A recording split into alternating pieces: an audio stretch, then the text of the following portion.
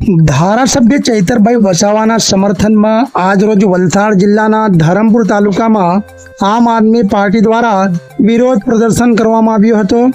Dharampur 3 દરવાજાથી Ambedkar circle સુધી વિરોધ rally નીકળવાની હતી, પરંતુ વિરોધ રેલી આંબેડકર સર્કલ સુધી પહોંચે તે અગાઉ જ પોલીસે તમામ કાર્યકર્તાઓને ડિટેન કરી લીધા હતા।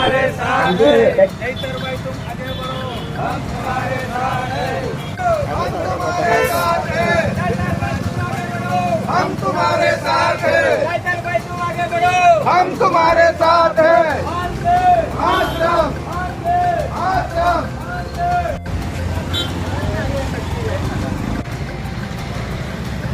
વધારે માણસ હોય તો મરવાની મજા આવે, તમે મોટી કરતી મંગે।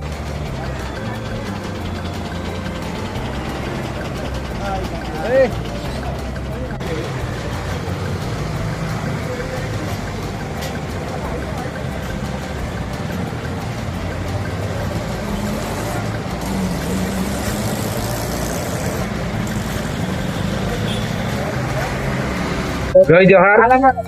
કમલેશ પટેલ, આમ આદમી પાર્ટી ગુજરાત પ્રદેશ સંગઠન મંત્રી।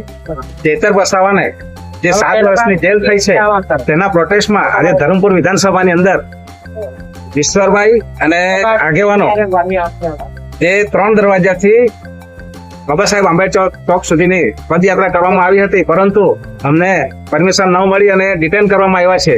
તો ચેતરભાઈ વસાવા મોટે ભાગે આદિવાસીઓના પ્રશ્નો હોય છે અને અત્યારે ખાસ પ્રશ્ન ઉઠાય છે કે જંગલ જમીન અને શિક્ષણ અને આરોગ્યના પ્રશ્નો હોય એ ઉઠાવતા હોય છે।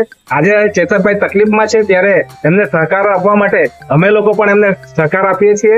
ત્યારે આજે ભારતની અંદર ખૂબ અરાજકતા ફેલાઈ રહેલી છે અને કોઈ પણ અવાજ કરે તેને જે ભાજપ સરકાર છે તે કશું બોલવા દેતી નથી। આવી રીતના પોલીસોનું દબાણ આપીને ડિટેન કરી લે છે।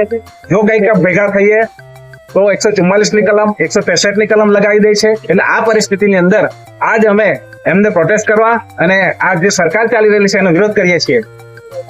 જે અમે ધરમપુર ખાતે ચેતરભાઈ વસાવાને જે રીતે સજા કરવામાં આવી છે એને પ્રોટેસ્ટ કરવા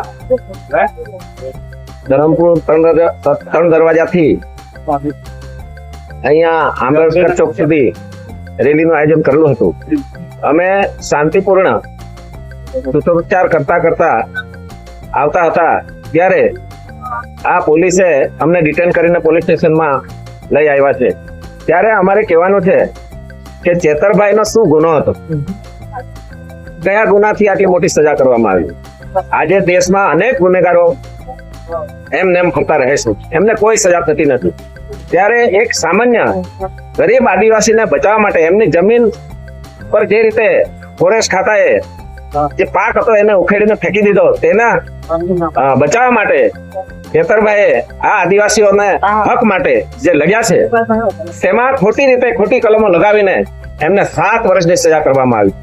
ત્યારે જે આ પ્રજા માટે, આદિવાસી માટે, ગરીબો માટે જે લડે છે ચેતરભાઈ, એ આ સરકારને ઘણાની જેમ પીછે છે, એટલા માટે જ એને 7 વર્ષની સજા કરવામાં આવી છે।